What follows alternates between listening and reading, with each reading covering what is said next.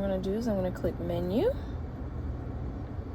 and then I'm gonna go to setup.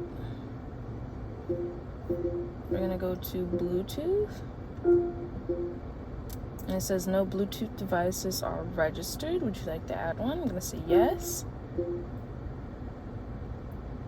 Alright, and then we need to make sure that our Bluetooth on our device is turned on.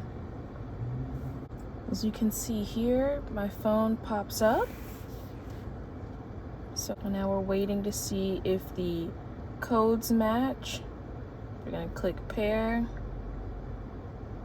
And then we're going to allow our contacts to sync.